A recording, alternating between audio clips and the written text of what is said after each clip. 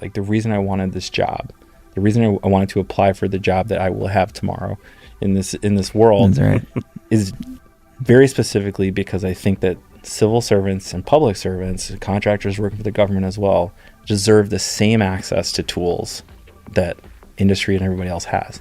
It is ridiculous that a public servant can use something to plan a trip to Italy and find out, best coffee shops, create an itinerary, get information about, how to talk to people and all that stuff. And then they go into work and they can't use that to do critical tasks that will benefit every single person in the country. That is bonkers. And it's not just AI. It's like sharing a document, collaborative editing. Why are government emails so many documents back and forth? Because we don't have access to some of these modern tools. So that's what I want to see changed. Like, make it easy so the government can do it. Make it secure, make it safe. Yeah. Don't just say use whatever, but we can take some risks and we can trust people and we can secure things. And when we have real information that's really sensitive, we can treat it different from everything else we do that is just the government doing business. And my emails, you can have them. And that's the intro clip, Keaton.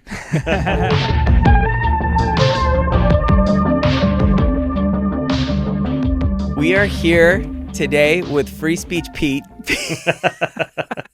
Free Speech Pete Waterman, the current director of FedRAMP as we sit here today. It is March, right? It is March. It's March 12th. March 12th. Yeah. 2025. I'm Kenny Scott. Thanks for coming on. Absolutely. And that's Mike Schreiner. Mike Schreiner. We love the Paramify podcast. It's all over the place. But thank you so much, Pete, for coming to join with us. We are excited for this one. Yeah, I mean, I'm super stoked to be here too. I just have one correction to make, which is that for the purpose of this podcast, we're going to pretend that it is August 24th, 2024. Right. Because I can't talk about anything related to the day I started my current job, but anything up to that day is... We're talking Pete's origin story. The Pete origin story. Every hero and every villain has their origin story. We're going to talk Pete's. Pete's a hero. He's one of the good ones, man. I don't know if the story's ended yet. We'll find out. Yeah. We'll see. Well, yeah, thanks so much for coming on. So, Pete, how did you... Okay, you've had a twisty-turny road to get into government. You've been in private sector. You've been in security. Tell us a little bit about how you got started. Yeah. You can go back as far as you want. It's boring. It's the same old boring story. Tech nerd, grew up with computers, fell into tech in the 90s, did tech, ended up working for a startup in the early 2010s. AI back when it wasn't LLMs, it was TF-IDF and optimization and stuff. We did some really cool stuff, but it started to get a little bit senseless. Like, what's the point of coming to work every day and doing something that's just optimizing revenue for somebody else? I started dating a scientist that came to work for the government via fellowship, and all of her friends were scientists that also came to work for the government.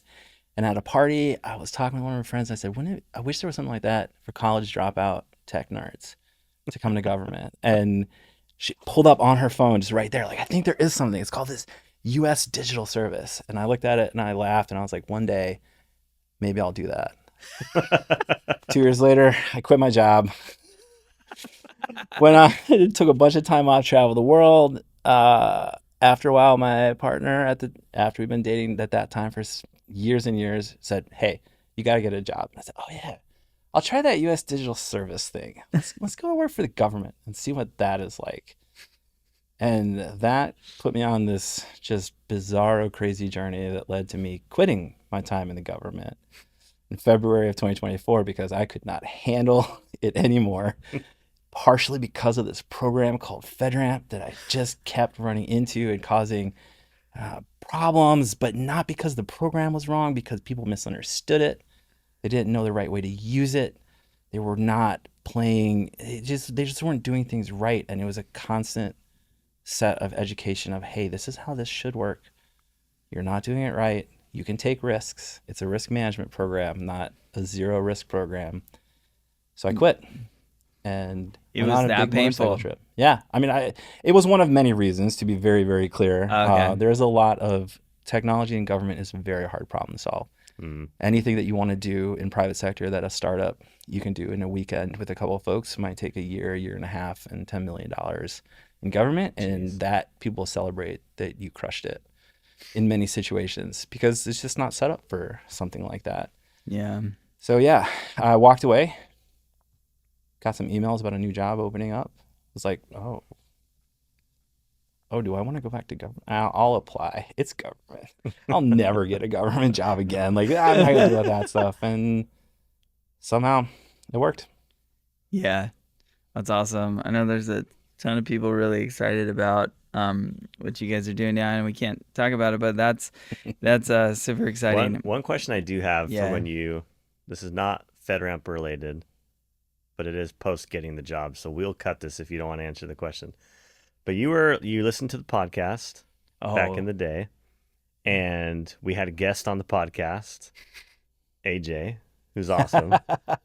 And then tell us that story. This is great. Yeah. Okay. I feel like this is fair because this is about personal things. It's not a pre-decisional government business. So I'm in a bath on Sunday. I take very long Sunday baths. It's part of my ritual. Awesome. I love it. Listening to Paramify as one does in the bath. As one does. This interview with this guy, and it was really hilarious, and it was super fascinating. And one of the things that he kept saying in the interview was something to the effect of, I hope that my boss never listens to this. Yeah. I hope my future boss never hears me saying this stuff. Yeah. And then the next day, I started in this job, and they're like, oh, you got another guy starting the same day. And look at this. The name wasn't quite the same because the government email addresses and names, you don't have like the initials and stuff. I'm like, I think that's the guy that was on the podcast I was And sure enough, literally in front of the whole team, as we're introducing ourselves, I introduced myself to my team of people by calling out my other new teammate for the podcast he had done yesterday, which was the Paramify episode, and proceeded to quote things that he had said back to him and express how happy I was to work with him instead of letting him introduce himself. I love it.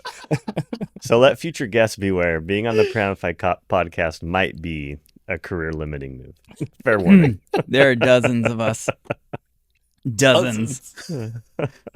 Well, at that time, I told AJ, to his credit, I said, there's nobody listening. Yeah. Like, he's like, only we homeschool have boy 11. homeschool boy 11 and someone else who actually stopped. Douchebag in his bathtub. Just like, Never in our wildest dreams did we assume that some douchebag in their bathtub was listening. Yeah. That's awesome. So funny. Well, yeah, we don't want to denigrate any of our listeners anymore because I really enjoy doing this. I actually learned a ton from the people I learned about. Okay, so you left.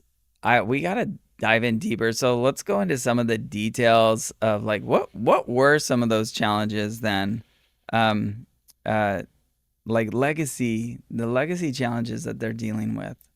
Things go really slow in government. It's just how it is. There's a lot of legacy tech. What is that? There's a lot of rules. Right. There's a lot of fear of mean emails from various third parties. It's like a legitimate concern that wraps up in a lot of things. And it makes it really hard. So you spend a lot of time talking to people that have been on the other side, trying to get their products through this process into government. A lot of times you don't realize it is just that hard on the other side. It doesn't matter, right? You're in an agency, you want to use something, you say it's FedRAMP authorized. Let's go. We can do this really quickly. Well, that sounds right, but that agency has a schedule. They have an ATO schedule, sometimes a year and a half, 2 years in advance, where their information system security officers, their ISOs, they're stacked up. And they're going to spend, March 16 through April 14 doing an ATO for this thing, and it goes out. And you'll talk to someone, and they'll say, okay, we can do this ATO for this FedRAMP authorized product, but the first available slot is in a year and a half. Are we going to need it? Like, and that becomes this whole thing. Then you have to fight for it. There's somebody else trying to get their thing into that slot a year and a half from now. And it's crazy. So then you have this situation where once you finally get there, a lot of times, just like with cloud service providers, you got the agency implementation of it, right? So you get to ATO. You think you're done. You're at the finish line. Then somebody else looks at it and they say, ooh, I've got some different questions. And you got to start over again. You just keep repeating with every different customer. It's different. On the agency side, they're going to implement it differently. So they say, I'm going to turn these things on. I'm going to turn these things off. That needs to get reviewed by that agency. What people don't really think about is the agency mission, the agency use case has to get reviewed. So if I'm using something to track pencils, am I going to put that much effort into it? No. But I can use that exact same software to track tanks, nuclear weapons, something like that. And all of a sudden it becomes a lot of effort to make sure everything's secure. So you get into this situation where the agency wants to use the cloud service. They spin up a project, they hire a bunch of contractors and consultants to do it because don't hire tech folks in the government. It's just not built that way. Build the thing, get it all ready, and then finally ATO it. And then you hit that nightmare ATO process that everybody complains about. Now that agency is hitting that process for themselves. So think about that. You get a cloud service provider has to go through that on the outside to get it the first time, but they don't think about what it's like on the agency side, also fighting to push that thing forward. Yeah. That's crazy. Is there, like, in your opinion, when you look at the government moving slowly to implement things, make decisions, whatever, are there benefits to that? Or is it all something that, like, culturally, systematic, whatever, you could fix and it could move faster and still be secure and still be, So theoretically, the benefits are that there is some insulation from shocks, right? If you move slowly, then you're not just doing something that lets out a bunch of people. Take, for example, a typical web service that needs to be available to all Americans. If you're a private company, you start up and you're like, I'm going to put this on the iPhone. I don't care if we'll do an Android version once we get to 80 million users or something like that. You can make that decision. The US government cannot say, hey, we're only going to build something that will work for a small percentage of people. Yeah. It has to be available for everyone. It has to work for everyone. And so there's this big engine that is there to make sure that people don't get advantages and that people aren't left out. And it causes a lot of thinking and prep. And then there's a combination of a lot of scars from bad decisions made in the past and a lot of really old laws that are super, super weird that don't like, there's one law, I think it's the Anti-Deficiency Act from like 100+ years ago that says the government can't accept a service without paying for it. And so for many, many years, most of the government interpreted that to mean they couldn't sign up for software as a service applications because you would be signing up to use a thing without paying for it, because you pay after you start to use it. If you pay at the end of the month or something like that. And that was a genuine, real interpretation of a bunch of people trying to make sure they didn't break the law. Wow. Right? That stopped that from happening until eventually enough folks said, hey, we think this works within the framework of this 200-year-old law that nobody ever imagined a world of electronic commerce, right? Yeah. Like that concept did not exist when this law was founded, and it hasn't been modified since then. Yeah. Well, and it's a good framework to keep in mind too, that like government can be hard to work with sometimes. They might move slow, but it is a lot of people who genuinely want to do the right things and just have like boundaries and rules that we probably don't realize or clue into at all that they have to try to navigate through. Yeah, when I joined government, coming from a startup, after being at a mid-sized company, after before that being at a bunch of really large companies, it felt like a big corporate enterprise. There were some parts that were weird and stuff like that, but generally it's not that different from one of those massive companies where you're a developer and they give you the Windows image that they give to all 200,000 employees worldwide, and you Mhm. have to fill out forms and go through a big whole hassle to try to get something that you can actually use, and your computer is slow, like that kind of thing. Not just a government problem, right? Anything that Yeah. gets big enough that doesn't focus on constantly prioritizing speed will start to build up those safeties, because there's always somebody that's like, hey, that guy made a mistake on his laptop. We need to make sure nobody can ever do that again. Let's pass a rule. Now imagine that over 250 years instead of 8. Yeah. Yeah. No, it totally makes sense. Oh my gosh, it's like it's so hard, and Yeah. it totally makes sense, and it is the way it is, and so I have a question. I have a more personal Yeah. question. You can say anything's off limits if you want. We were talking before we started a little bit about your growing up. You mentioned after you quit government, you went and traveled the world. So you've obviously kind of been all over. Like, what are some of your favorite places you've been to? Give me the rankings. Totally sideways. Okay, so in my opinion, so for background, I've ridden motorcycles and other such contraptions frequently by myself across significant portions of every continent except for Antarctica. Wow. whoa, My, I don't know, 30, 40 countries plus, like, real, not just flying That's into awesome. a city, but like camping in the side of the road and things like that. My absolute favorite place, though, in the entire world that I think is really underrated in the US because it's on the opposite side of the world, is Nepal. And it's one of those things where you need to go for more than 2 weeks. You got to have at least a 3-week thing, especially to do some of these treks through the Himalayas. But the people there are just, especially outside of the capital city where it's more calm, they're just incredible. They're so thoughtful. The terrain, you guys are, you live in Utah, right? Beautiful, love it. beautiful terrain. You go to the Himalayas and you can walk up on a mountainside and look out, and you see all these mountain peaks below you for miles. And they're all taller than anything in Utah, right? Like, you can literally just watch all these 16,000 foot high mountains just stretch out to the horizon. It So is cool. insane. So Nepal's Nepal's number wins. one. Yeah. I love it. You don't even have to ride a motorcycle to have fun there too. You can walk. You can walk. Motorcycle sounds awesome. That does sound awesome. That's Motorcycle awesome. camping is how you did it? Yeah. In Nepal I was walking. But over the rest of most of the world, motorcycles, camping, just gets dark, find a place, put up a tent, go to sleep, wake Yeah. up, keep going. So how does somebody who manages risk for a living then be like, yeah, I can camp on the side of the road all over the world by myself? There's no... Yeah, I think there's this correlation there. So I put on my LinkedIn and on my resume these trips because I take breaks every few years. I quit and I'm like, I'm going to spend 6 or 8 months doing all this stuff. Instead of having a gap on my resume, I put all the crazy stuff that I did because I think it shows.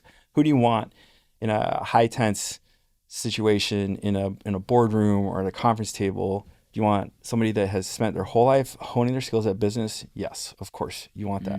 But also, you want the guy whose motorcycle broke down on the side of the road in the middle of nowhere, halfway off a cliff, who had to like establish a bunch of ratchet straps to pull himself up and then Right. camp overnight with injuries to recover and then push the thing down the mountain next day to find civilization to eventually get help, right? Like, you want somebody that has both of those skills. Because I know what I it's love like that. to just That was very deal with specific. Very specific. that has happened to me more than once. I have driven off cliffs more than once. Oh my gosh, that's great. That's amazing. Yeah. Yeah. What a cool thing too. I do think it's talking travel in general. Anytime, I feel like the longer you can go somewhere, the more you'll fall in love with it, regardless of where it is. Because you see more than just like, oh, you're here for 3 days. Here's the tourist places you got to hit while you're in town. And you get to slow down and be with the people and experience the place. It's pretty special. Yeah, it's pretty hard. Like, the difference between having a conversation with someone at a coffee shop in a major city versus having a conversation with someone at a farm because you ran out of gas and are trying to borrow gas from, buy gas from them. It's a totally different experience. Yeah. And you should have both. You should have both. I love it. That's Crazy so cool. stories. Oh man, that sounds awesome. Yeah, if you break down in the savannah, you got to fix the car, right? That's right. Yeah. Or get eaten by a lion. Or get Your eaten by a options are lion. few. Yeah. Your options are few. I love So you it. have actually kind of a high tolerance for risk in some ways. Yeah. I think a lot of people would say I might have an excessive tolerance For risk. for risk, Yeah. which Yeah. is Same. scary. But there's personal risk is different from organizational risk, is different from societal risk. But generally, I take the approach, especially when it comes to cybersecurity, is to be blunt. Things will get popped. Things get hacked. There are mistakes that are made. That happens all the time. Right. You try to prevent all of that, you are wrong. You're just making the wrong decision. You need to prepare yourself to respond, set things up so that you can respond well, quickly, and effectively, and let stuff get popped. Just deal with it. Right? Yeah. Like take appropriate precautions, but the idea that you want a computer to be safe, then you got to just ship it into the sun. That's the only way it's ever going to be safe. Yeah. Like in the past, getting these, so I just kind of want to go back to the cloud services. Yeah. What was that? So you're trying to get a cloud service adopted, right? And so we talked a little bit generally about it, but you can go into specifics or not. You can generalize or not. What's it like trying to sponsor an organization? So tell us. I just want to dig on that because I don't think we know. Yeah. Right. Well, I don't know. Right? It's a nightmare. So let's talk a little bit about general structures and how a lot of this is codified by laws. Now, I am not an expert. I'm not a lawyer. You got to spend a lot of time. There's a lot of complex laws. So, folks that hear this, it's interpreted differently in different agencies. It's applied differently by different people. It's not always I have a very broad experience across 40 agencies doing projects. So I can tell you there's no perfect, it's not the same. But the general underlying narrative that tends to be true is a combination of the law centralizes authority for information systems in one party, which is typically the head of an agency delegated to a CIO, Chief Information Officer, and often delegated to a Chief Information Security Officer. Those people are responsible for making all of the risk-based decisions for everything used in that agency.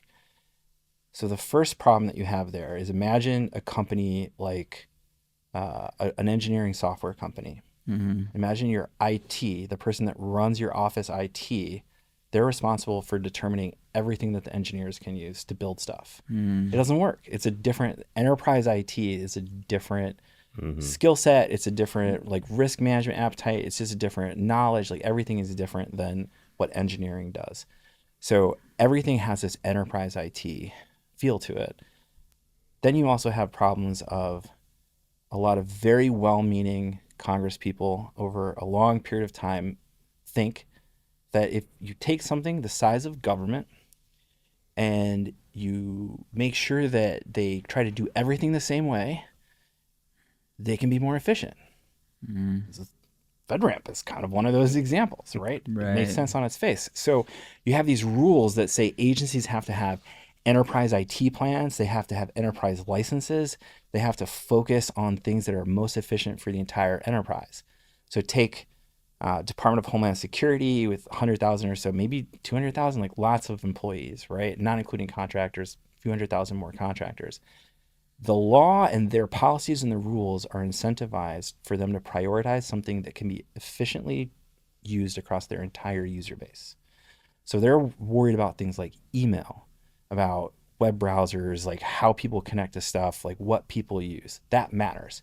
Take an organization that is responsible for that, a person, a series of executives whose core function is to manage the security of everything, and then try to tell them you want to use this little cloud service for 30 designers across the entire org to do mock-ups for web pages. They don't care. Why would they care about that? They think the law tells them not to care. They'll say, use the tool, use Visio. We already have a design tool. Use Visio. That's perfect. And that's great. That just happens everywhere. So the mission need, the business need, the person in the mission area, right? So that's kind of how government folks call it. It's if I'm at the Department of Homeland Security and I'm a border patrol agent, my mission area is securing the border.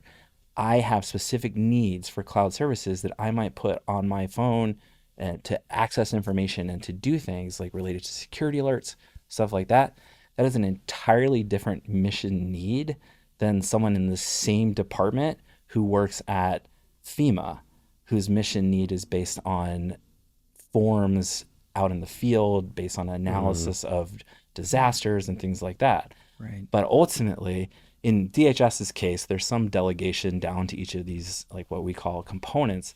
But ultimately, the top level creates that policy, and they're incentivized to try to make everything the same. So this plays out even in smaller agencies too, and it is the number one problem. If you are running, if you are the equivalent of like I don't know, like a business unit, right? If you're an engineering unit and you say, Yeah. I want this tool because it will help me build my stuff faster. In private sector, you can almost always get that tool and use it. Yeah. He was like, Right? yeah, let's do it. It's just like, yeah, maybe your VP has to sign off on it if it's high risk or something like that, but you can do it. It doesn't have to go to some rando where you have to explain to them why it matters, why they should spend their money doing it, and why they should put you on their ATO calendar for a year and a half from now Right. for your 40 people, and why that's more important than the other thing on their ATO calendar, which is a modernization project of, you know, some system that tracks vegetables coming into the country or something. Right. Interesting. Wow. Yeah.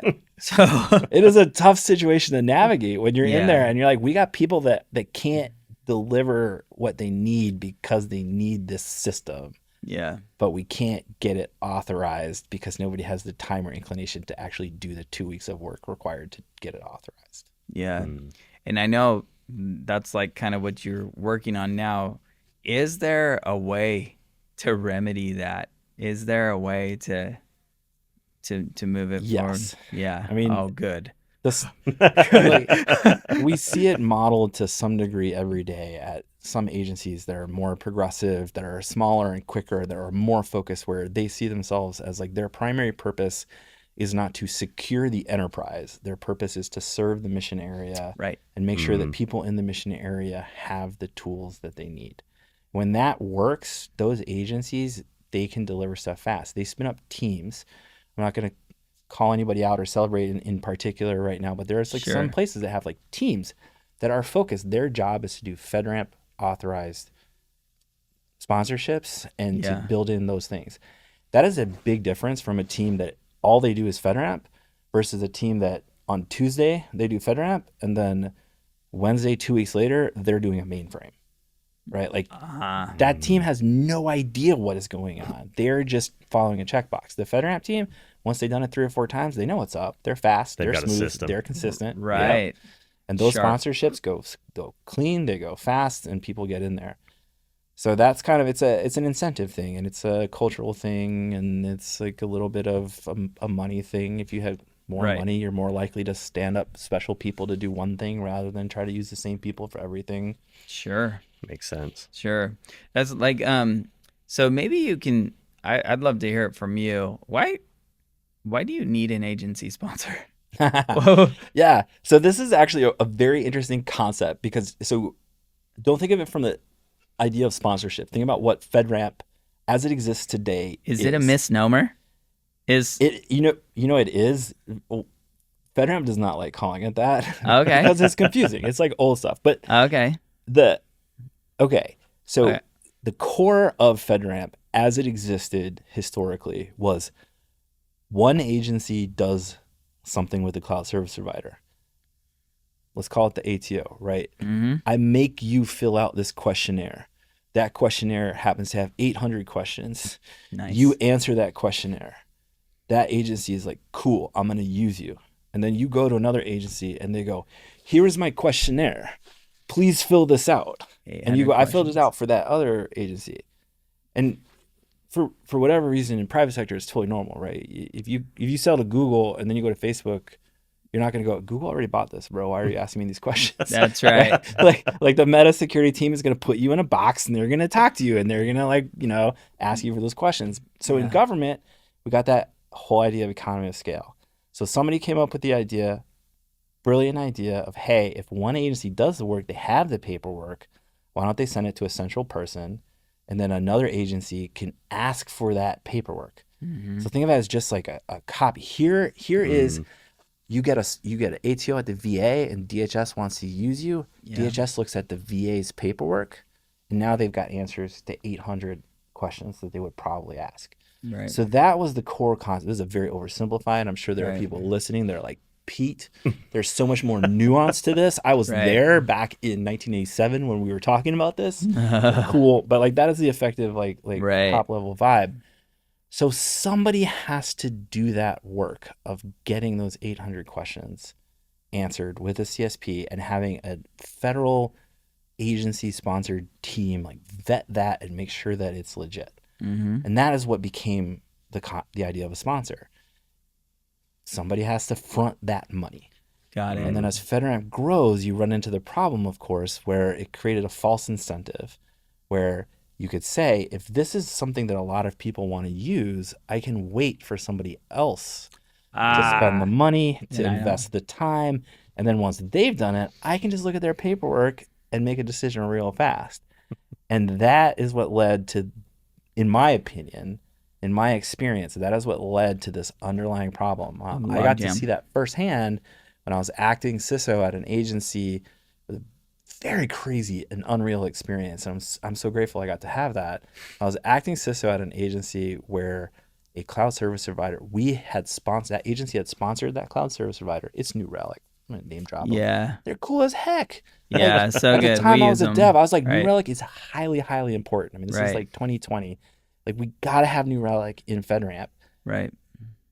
But I needed a different sponsor because we weren't using it anymore. So Right. I couldn't go to those meetings and make risk decisions. And like, it was silly. They had, I think, 30 different agencies using it. I had to reach out personally to a number of contacts at all these agencies. Nobody wanted to sponsor it. They're like, what are you talking about? I'm not going to go to these monthly meetings. I don't have time for that. That's too much effort. And it took me finally connecting with a very specific person at a very specific agency and saying, hey, I'm going to stop sponsorship of this next month. And they're going to lose FedRAMP and you won't be able to use it anymore. And I know that you have it in the middle of a $1 billion mainframe modernization project that is a key part of your system. Right. So you need to step up or it's going to go away. And they said, oh yeah, okay, Right. we'll step up. Crazy. But it literally, I had to walk away from it before they would step up to do it. Yeah, And life's an incentive game. it's all an incentive game. And it's not just like it's not a private sector incentive game where you're trying to win the business game. It's everybody, you get 7 M&Ms, you get 3 M&Ms, you get 2 M&Ms. We don't get to decide. It doesn't matter how good your business is. You can be the most successful business in government and you still got your 7 M&Ms, right? So Wow. it's hard. People hoard their M&Ms. It's fair. It's a whole different game. They all taste the same. Yeah. That's crazy. Okay. So that is really insightful. Yeah, I had no idea. Very Yeah. insightful. I had no idea either, which was my favorite. Like, I walked into government bright-eyed, like, oh my God, my first project, not my first project, one of my early projects, they said, hey, this place has been doing a data center migration project to move stuff to the cloud for the last 2 years. It's like, it's behind schedule. Can you go help them figure out what's going on? You're a cloud specialist. And I said, cool. Okay, here's what I'm going to do. I'm going to get something in the cloud as a prototype in staging within a week. That's my goal. Then I went down to those people, had some very kind, amazing, welcoming civil servants that sat me down and explained to me all of the reasons why they couldn't just go put a prototype up on AWS that weekend the way that any of us would have done in private sector, right? I would have signed up for it with a credit card, spun it up, been like, hey guys, like, this looks cool, right? Maybe we should launch tomorrow. And I think it was months later that team got ATO and eventually got things onto it, and we did help them go faster by connecting a lot of people. At one point I mapped out on a whiteboard this room with, somehow I had gotten 15 different people from different parts of the org in there. I just mapped out, okay, we almost have ATO. Once we get ATO, what does it take to get one thing moved into this? And there's just like a murder board of all of the different people that we had to get permission from, all of the different business units that had to sign off on it, because it was like, everybody involved, network, legal, CFO, operations, Jeez. everybody had to sign a form and had to chime in before we could actually move something. And these are just laws, or is that fear? Law is a interpretation, agency policy, interpretations of agency policy based on interpretations of law, based on responsibilities. In many cases, it's accurate. In many cases, it's some built-up cruft and scarring. In a lot of cases, there's, Jennifer Palka, if you want to understand a little bit about government, Jennifer Palka in her book, Recoding America, I believe. It's a fantastic book. Okay, getting it. A bunch of early U.S. digital service stories. It talks about the concept of, especially from a risk standpoint, the incentive is no risk. Nobody ever gets in trouble for not taking a risk, right? Like the incentive is to stop everything, to slow it down. That's how you get rewarded. Yeah. Nothing bad happened this week. I did my job. And that is very different, because when something bad does happen, things get messed up, right? If in my job, if I were to send an email to someone that caused a hoopla, that's something I have to be careful of. Because next thing you know, you've got Congress being like, what is this guy telling people? This is crazy. We need to invest. So people run their government lives genuinely concerned and trying to limit that. I have worked on projects that were investigated by IGs. I have been personally investigated by an IG for things that I've said because it was, somebody reported it as unprofessional. I have I've never said anything GAO reports. unprofessional. IGs are inspector generals, by the way, which are these weird like watchdogs that live in every agency whose job is to basically just like investigate anything that might go wrong at that agency. And it's cool. It's a great thing. But it's really annoying. Right. It's like one of those robot vacuums. Yeah. I mean, if you do something that is fine and there's an IG, because it can also just be somebody can complain. Somebody just says, hey, I don't like the way that guy is talking about that thing publicly. I think that, it implied, like, somebody might say, Pete talked about New Relic on this podcast, and I think that was unfair. So they're going to report me to the IG, and the IG investigates. Did Pete unfairly mention this, and did that result? Did New Relic pay me? New Relic did not pay me to say that, but like that's the kind of thing that happens. It's legit. We need it. It's an important mechanism, right? But the fear and the sort of desire to avoid getting roped into that is real, because it sucks. It just sucks to have people being like, knock, knock, knock. Tell us about why you chose to use these words in this email, right? Nobody wants that. So hypothetically, if New Relic paid us to bait you into mentioning them on this podcast. Yeah. This podcast is sponsored by New Relic. I feel like I need to 90% certain that it was New Relic. Yeah. I love it. So people are like worried about, for ATO, they're kind of worried about like FISMA jail. Yes, it is one of my favorite things that I heard about over and over and over again was some sort of, if I authorize this and it turns out something goes wrong and then somebody finds out that I forgot to, or, that we approved it, even though the narrative and this control wasn't good, I could go to jail. And I don't want to go to jail. And like my job, and like, yes, first of all, like generally nobody should have a job where they're afraid they're going to go to jail because they missed a cell on a spreadsheet. Mm-hmm. And that's a kind of a maybe mildly condescending way to refer to what is a genuine concern of like, sure. I don't want to. Congress is real. Yeah.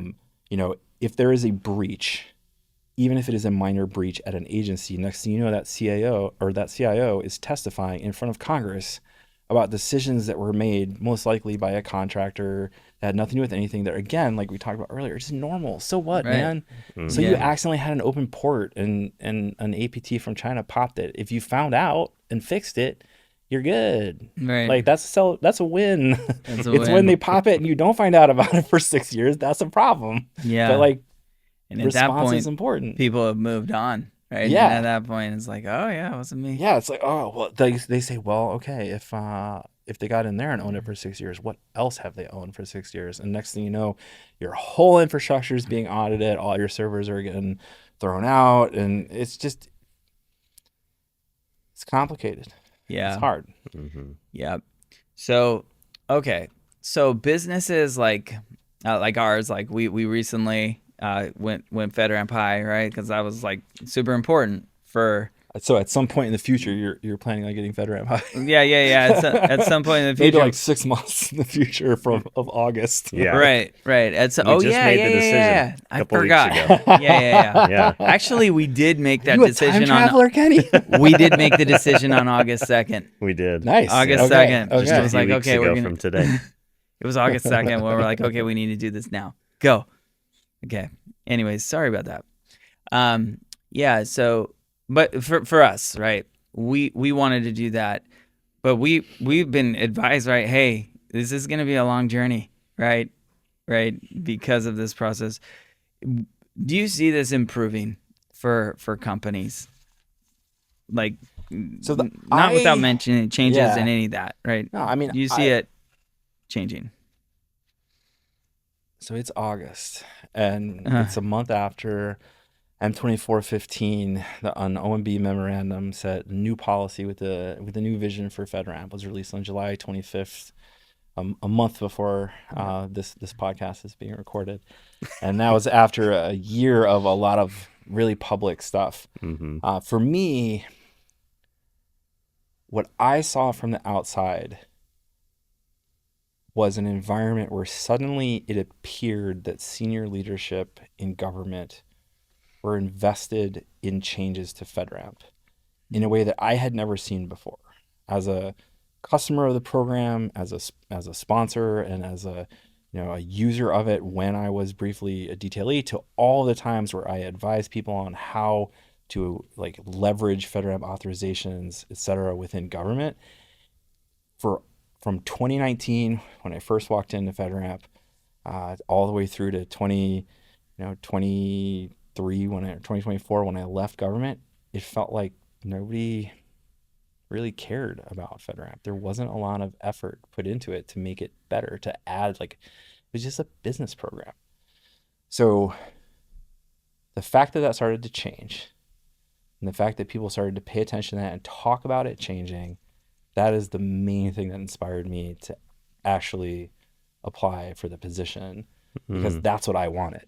I wanted to come, if I was going to come back to government and do something, I wanted to do something meaningful, something that would make a difference, where I could really drive forward something. And, I'm sitting here from the outside in a campsite listening to, something, or prepare. I literally submitted my application from a campsite in Joshua Tree, just trying to pay attention to what's going on. And it was very, very inspiring to me to see the idea that FedRAMP needed to have real technical direction, and that they were looking for a world where it wasn't just implement the policies, it was understand the real business needs. And for me, that was what I did. Like, I ran a cloud service provider. We didn't do FedRAMP, but I ran a cloud service. I know what it's like to build and develop and engineer stuff in order to ship it to customers, and how to deal with security and all that. And then I sat in government and helped people try to get technology and use it. And I knew that the right oomph and the right twist and the right sort of push, well, I should say I hoped that the right, push could change FedRAMP and could make it into something that, if it engaged with industry and it leveraged all of that in a way that kind of been, where the government will save you. No, like, let's go together. Let's go together to go far. So I think, from my perspective, that was why I applied. And then as I went through the interview process and learned more about the direction I was going, and then the fact that I was selected, I think this is one of the kind of funny things, right? Is I wasn't selected necessarily because I did the best interview or anything. Presumably I was selected because they wanted that energy. Yeah. Right? Like, if the leadership that selected me to run that to offer this job, if they had wanted somebody to run something in the traditional way, they would have hired somebody else. Right. I made no bones that I wanted to make the process easier, better, smoother, cleaner, faster, just generally like solve these problems. I had a 5-year plan of how I was going to do that. And like, I told them that I walked them through it, right? Yeah. Like this is a real thing. And what I didn't tell them in the interview was that a huge amount of that plan was informed by listening to your podcast. Oh, wow. Oh my gosh. awesome. We're doing it. We're doing it. And I'm going to love shout it. out too, like, drafting compliance. Those guys got me through a lot of hard times. I think GRC Academy. I'm everything's on my phone, so I don't pay attention to the individual ones. But there are some fantastic podcasts out there, and when you nerd out, and then you apply for a job where you're gonna run a program where there's podcasts about it. Right. Dude, I was riding through the mountains everywhere, just listening to people talk about FedRAMP, so I could understand these real problems, and it was awesome.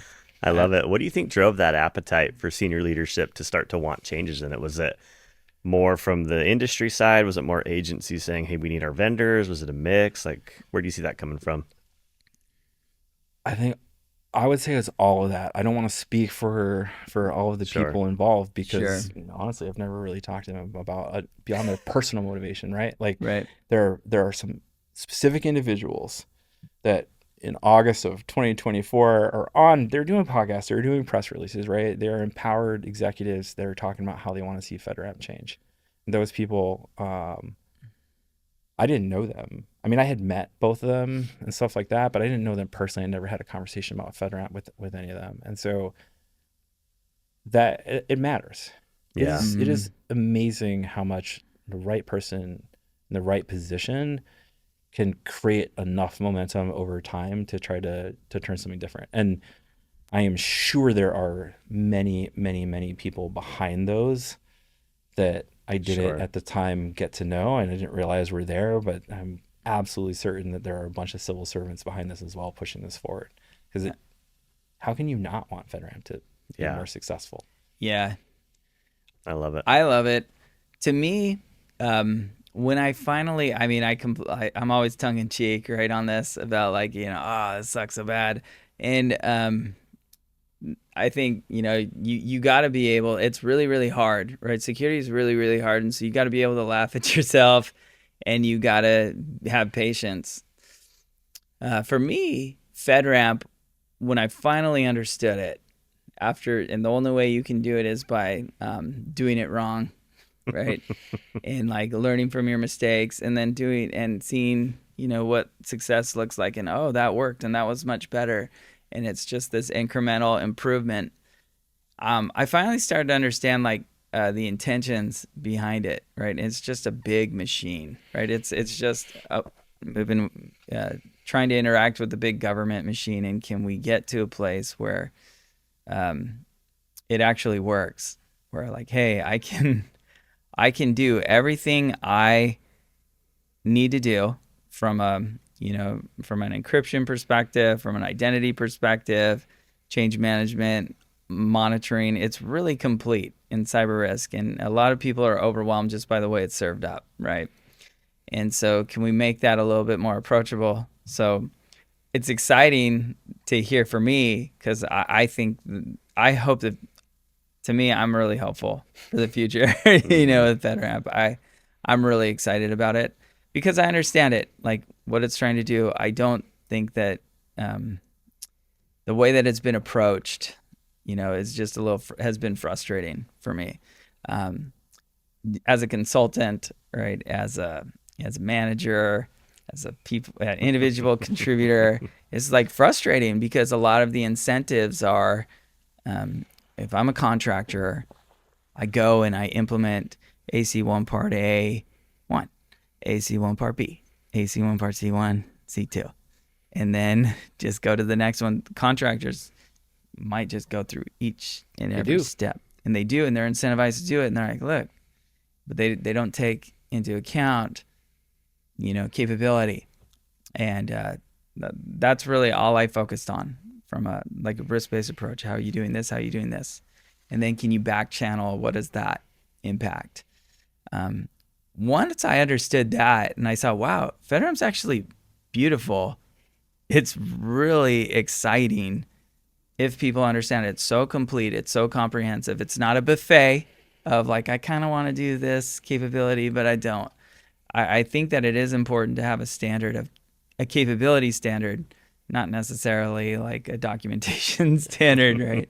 Yeah, you talk about kind of the assessment and going through the controls, and I feel like my first experience with the government assessment, the moment that just made my brain twitch, sitting in a dark conference room with no windows, with a literal projector, not a TV. Literal projector. This is 2019. That was high technology. We had to find a laptop that could, connect with it. But we're going through the controls, right? And we get to is using Amazon. We get to multi-factor authentication. So from my perspective, that's really simple, right? Is multi-factor authentication configured? Yes or no? Yes. Okay, you're good. No, it was a whole rigmarole. It was not only is it configured, but it was, okay, I need you to log out, go to the login screen, log in. Okay, now it asks for an MFA token. Okay, because at the time it was a one-time token. It's not hardware keys. And they go, okay, screenshot that. Now put in the wrong code. Hit OK. It errors. Okay, screenshot that. Okay, now put in the right code. Click it. Okay, screenshot that. We have confirmed that you have MFA enabled and that it works. and I said to the gentleman doing the assessment on the government's behalf, no, that doesn't seem like the best way to do this. Like, could we maybe provide you with like a JSON dump of the configuration and just go through all of the configuration at once? And he told me that the Inspector General would not understand how to read JSON, but the Inspector General would understand screenshots. And I thought, okay, but a screenshot showing the MFA prompt does not provide any evidence that MFA is enabled next week or the moment you walk out this door. Right. Like, it is just a screenshot. And also, when the IG looks at it, like, it's a screenshot. How do you even know you're using Amazon? This could just be a fake thing that we made for this demo. Like, it was theater, and it didn't really feel like. And so the disconnect between the concept of having a checklist that says you really need to enable MFA everywhere, and it needs to be enabled correctly and used. Yes, 100%. Everybody needs that. Without that, we have all worked for people. They'd be like, don't turn it on. We'll save 10 seconds logging in. Like, that's stupid. Yeah. Sure. But taking that to this extreme, and I think that what I saw in government that helps me understand like why this approach makes sense is that, and it's in the name of authorization to operate. So government technology systems are designed to be built and then delivered and then operated. So imagine today, if Amazon Web Services, who I'm name checking a lot, so let's say Google Cloud Platform, Microsoft Azure, Oracle, DigitalOcean. Yeah. Imagine if like they just were like, you know what? We got a ton of customers. We're at full operating capacity. We built what we said we're going to build. Cool. Let's fire all of our engineers and we'll just operate this thing. No more changes. Then okay. That screenshot works, maybe, because nobody's ever going to change that setting ever again because you fired all the engineers. They can't. That's what the system is designed for. Treating IT as something that is delivered and operated. It is literally the way the budget is created. Is you have money for development of things, and then you have modernization and enhancement, and that's separate from money for operating something. Right. So in private sector, there is not a single engineering team in any company that is funded out of like OpEx, right? You're not just like, okay, this engineering team is going to cost us like $800,000 a month, and that's our engineering team expenses and all of their systems. It's based on what you need to spend to achieve the product. That's not the case in government. It's delivering a thing that is done. So this whole assessment process that takes place is because they think it's going to be done. It's like a boat or a building. Congratulations. I see. Hit it with a champagne bottle, send it out to sea. There's your new system. It will never be vulnerable to anything in the future. That's what the whole paperwork process is designed for. And that's how you get authorization to operate. And it's not authorization to continuously improve. It is authorization to keep operating that exact same thing that does exactly what you said it would when we did that audit a year ago. Wow. Crazy. That's really good insight. Interesting. Yeah. So, yeah. The thing is when you have it, that's the reason it is. Can we change? Can we change it? I think so. That's what we're trying to do, right? With FedRAMP. That's great. But the thing is the incentives, right? Because you get fatigue. Everybody's a human, and it's those auditors, and that takes so long to get through everything, and components change. And I've been in so many audits like, hey, did you look at this admin console, in the scope? And I'm like, no, like we didn't know about it. Well, why didn't you know about it? Well, because we didn't. It's impossible with Yeah. if you have a simple system, yeah. Yeah. If you have a complex system, you just can't you can't document it. There's I believe last week on your well, in this case, in the future, someone in the future talked we about like if you anticipate. can't draw it, you can't secure it. Yeah. Right. And people think of that as, some people might say that means that you need to know what everything is so that you can draw it and have a really insane complex drawing. Mhm. And really what it should mean is the opposite. Your system should be so simple that you can draw it. Yes. Node, input, node, output. Yeah. Yeah. And maybe that output gets used by another node, or it goes back to the node. Why right? are you shipping things to Right. 80 different databases? Like they're using different database technology on 4 different cloud service providers because this one made sense 7 years ago. And like, no, make your system simple, reusable components, make it so you can draw it. And then FedRAMP is just a documentation process. I will give a shout to the boundary diagram, because for us, it was really helpful, because when we're architecting everything, we knew at the very beginning, well, we're going to do this as code. Everything's going to be coded. Our change management will be in code. Infrastructure is code.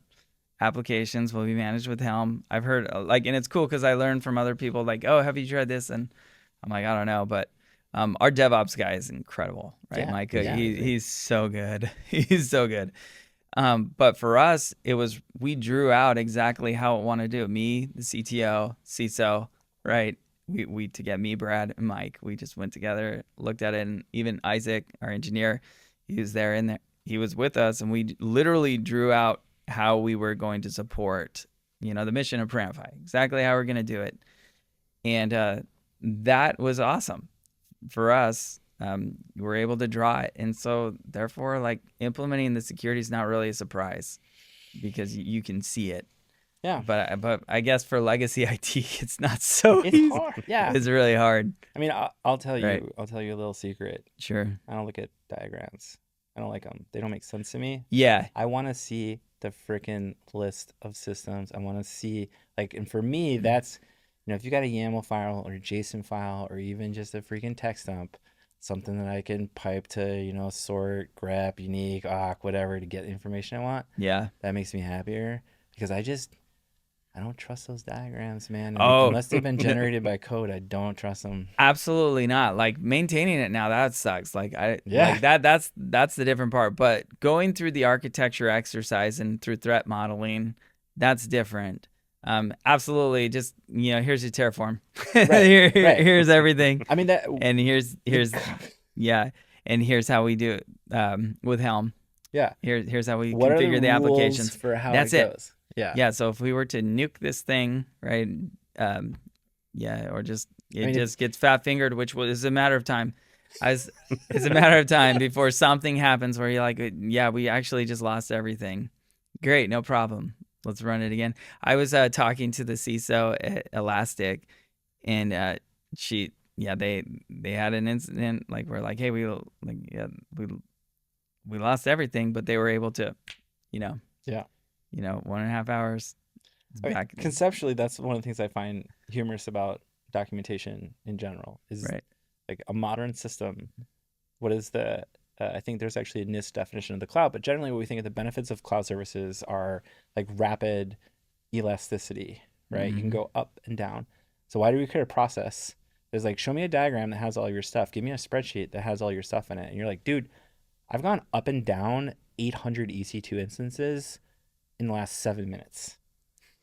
Because that was a load. There was a spike. Somebody posted a link to my site on Reddit or something, and it just goes whoop, all that spun up, all that spun down. Why are we acting like any of this is static? It's just, we automatically expanded in this other region because we were getting more traffic from that region, and then we stopped, and then we shut all those down, and they came back in. Why? What does that diagram look like? Yeah. You're gonna have this like super cool sci-fi like TV on the wall that's just constantly showing all these blinking dots like going in and out and like weaving between buildings as you hack the Gibson or whatever. Like it's just it doesn't make any sense. Like, why are you visualizing this? It is all code. It needs to be code. We need to look at code, and there's rapidly a point where that is beyond the human capacity to process. You have to let the computer do it. Like, why are you looking through scanning down a list of 10,000 things to look for something that doesn't match? Risk is never zero. Risk is never zero, right? I think people look at, hey, is there some rogue device? Is that like, what is that? Yeah, and why would the rogue device be in the spreadsheet? Right. I think maybe there's a perception that putting it in the spreadsheet might discover it, but it's the reality is that the system is designed based on the idea there can't be a rogue device because we put the 18 servers into the thing and then we sent that out to sea and nobody has added anything. So we don't need to pay attention to what is in that container because even though that's sealed, we have a list here of what is in it. It's like a little time capsule. You don't have to open the time capsule to know what's in it because I have the list. But cloud services aren't time capsules. They're not time capsules. Oh man, I'm excited. I can't wait for future free speech, Pete. This is gonna be great to learn, man. Because I'm just like deducing all the cool stuff that I think we're gonna see in the future. So, okay, for FedRAMP professionals, let's start with the cloud services, right? Cloud services. Do you believe the future is bright for them, or that the opportunity is going to be improved in the future for them? Like if it's so be that they have a solution that helps the agency meet their mission, right?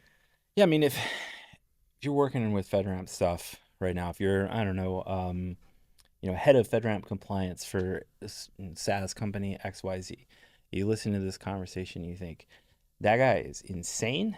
I don't trust anything he says. It sounds like a bunch of bonkers stuff. We definitely need to spend more time on spreadsheets. You're probably going to feel uncomfortable about the direction that I'm going to try to push FedRAMP in the time that I have there. On the other hand, if you go, which as I know, the vast majority of people are going to go, bro, I've been saying this for 12 years that y'all need to do this and like this. And like, I wrote all of my things, like the number of people that are like, I use AI to generate my system security plan so I don't have to do any of this stuff. It's like, great. So you use AI to write a bunch of narrative prose that now my AI, has to read in order to like, why are we doing this to each other? Right. So I think if the idea of automating things, of focusing on technical attestation, of moving towards a world where we just go for the same outcomes.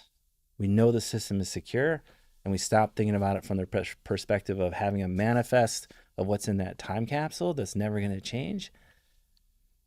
Everything's crazy. What does that look like now? It's different, but it's important. It means your skill set your value is not based on the weird esoteric knowledge that you have because you memorized the 853B and you're like, hey, let's talk about what's going on in CM7, right? If you can do that, cool, great, more power to you. That is awesome. There was a time when I could do that, and now I cannot, and I don't even know if there are 7 controls in CM. I know what CM7 is.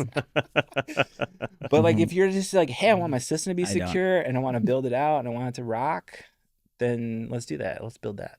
Yes, that sounds pretty bright to me.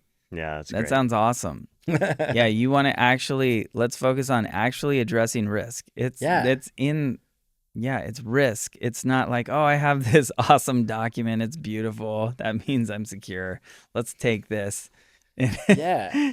And like, let's not, yeah. I mean, I don't know. I spent 4.5 years working for the government. I know that one of the hardest things about government is the government wants to be government, and it works at a different place. It works in a different way, and so it's hard.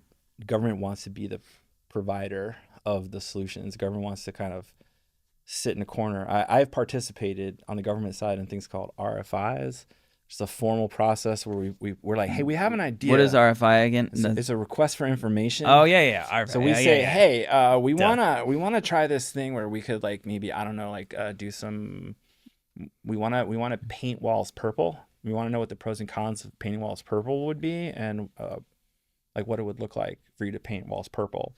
And then all these businesses are like, oh, we got so many thoughts on walls and purple. And we get like trade groups that are writing these big letters about how you should paint your walls purple. And then you get like, individuals that, hey, I'm an artisanal purple painter. And then you get people that are like, I have other thoughts I want to share anyway. You got to go through all of those. And then eventually you sit back, and as a government entity, you say, it looks like most people think that we can paint walls purple and they will look nice. Now let's start making a rule that says we're going to paint our walls purple, right? That process sucks. Yeah. It's terrible. And for me, that's the most terrifying idea of coming to FedRAMP and coming back to government, is if I'm forced to do that, if I have to spend years asking industry what they want and trying to figure it out, it's going to take forever to fix anything. So I'm really hopeful that the environment will be different than that, where we can actually do the stuff at the speed, at the pace that industry wants to do it. Because I've been there. I know we can do things faster.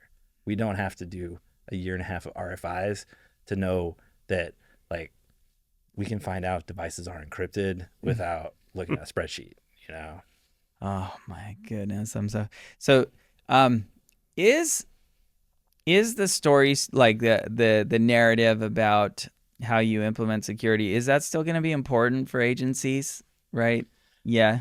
But it's the simplified. Government will always have a very, very unique need for the way that it protects this information. Right. And we should expect that to be generally high for information that needs to be protected.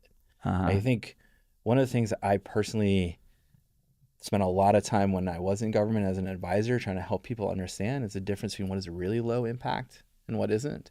And, a classic example is if it can be FOIA'd, why would we, that's a Freedom of Information Act request where you can ask for it and then something can be produced. If the information is available in that way, do we need to treat it like it's super sensitive? Maybe it's not that big of a deal. That's awesome. And also maybe we can just accept that, like, if people want to deliberately take information out of government systems and put it somewhere on the internet, it's pretty easy to do that, right? we can copy and paste stuff into Google search, and like we can copy and paste stuff into a lot of things on the internet. Right. So like, why are we pretending like when the government authorizes the system, suddenly we need to make sure that it can secure anything that gets copy and pasted in there? Because I can access Reddit at work and just copy and paste whatever I want. And the reason I don't do that is because I'm a good employee who knows my information is sensitive and would never do that because that's ridiculous. So that's what the government can lean into, is training and knowledge and awareness. And then we can let civil servants make the right decisions and not try to put all these artificial guardrails. AI chatbots is a great example of that. Tell me. Like, we haven't talked about that. Train them on what they can put into it and let them use it. Like, why can't I just go out on the internet and use a chatbot and say, hey, what is the weather like tomorrow? Why can't I do that? There's nothing sensitive about that. But if you block all chatbots because somebody might say, hey, summarize this email I just got from, the Department of Homeland Security about an emerging threat from this foreign nation state actor. Just trust that they're not going to do that stuff. Come on. They can paste it into Google again or something else if they wanted to. We're not doing that stuff. Right. Yeah, I'm glad you mentioned that AI. Do you, man. So we're still in August, so AI is like Still pretty good. It's hot. It's still really hot. It's hot. Yeah, it's Get your really money hot. in while you can. Yeah. I mean, I've been through that. I've been through that hype cycle with the last round of AI in the late 2010s, and then watched it kind of die off for a bit, and it was really fascinating seeing it come back. Oh yeah, I had no idea. Like 2010s, I was like still doing change management tickets. Yeah. Yeah, I did have a startup that had failed, right? And I was an engineer for that, and thought we were gonna be really rich, but yeah, Yeah, I didn't. So say we all. Yeah, yeah, dang it. Yeah, but yeah, AI has certainly changed the game, right? I think. Yeah, I mean, LLMs in general continue to do that in a way that is really interesting and fascinating, and it's the general, behind everything else here. Like the reason I wanted this job, the reason I wanted to apply for the job that I will have tomorrow in this world, That's right. is very specifically because I think that civil servants and public servants, contractors working for the government as well, deserve the same access to tools that industry and everybody else has.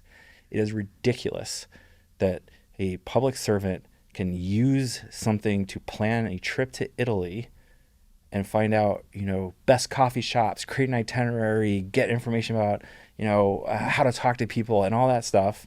And then they go into work and they can't use that to do critical tasks that will benefit every single person in the country. That is bonkers. Oh, and man. it's not just AI. It's like sharing a document, collaborative editing. Why are government emails so many documents back and forth? Because we don't have access to some of these modern tools. So that's what I want to see changed. Like make it easy so that government can do it. Make it secure. Make it safe. Yeah. Don't just say use whatever, but we can take some risks and we can trust people and we can secure things. And when we have real information that's really sensitive, we can treat it different from everything else we do that is just the government doing business, and my emails, you can have them. And that's the intro clip, Keaton. I got chills kind of. That's so well said, Pete. All right. Well, Really Pete, well said. Thanks so much for joining us, for letting us meet you. We're so excited to meet you in the first place. This is awesome. Thank you for what you do. Thank you, and everyone that listens to this. Thank you for what you do. This is important work. I know that many of you are in this for business, and that is totally fine and correct. But on the other side of your business is a whole bunch of people that are using the things that you produce to help everyone. And a lot of people are making money off of it too, but like the government is out there and we're doing really good stuff with it, and it really matters. So your commitment to going through this and to making things that make it easier for people, I don't know if you've ever sat down and thought about this, but like when you help someone get a FedRAMP authorization, that is most likely reaching out to an impact in a way that will eventually touch everyone in the country. And that is really hard to do when you're just a startup trying to make money and you real value. I will say, yes. Is it exciting to build a business and to be with people that I love, to work with people that I just, I feel like, I just want to get tap shoes, wear them to work, right? It's so fun.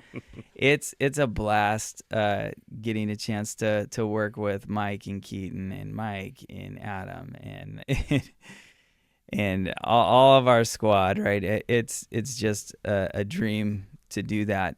I really do feel passionately about the mission. If I didn't, I don't think we'd still be here, right? So I do really feel passionate about the mission of Paramify. It is to make great risk management approachable for anyone, right, that wants it. And so it's fun.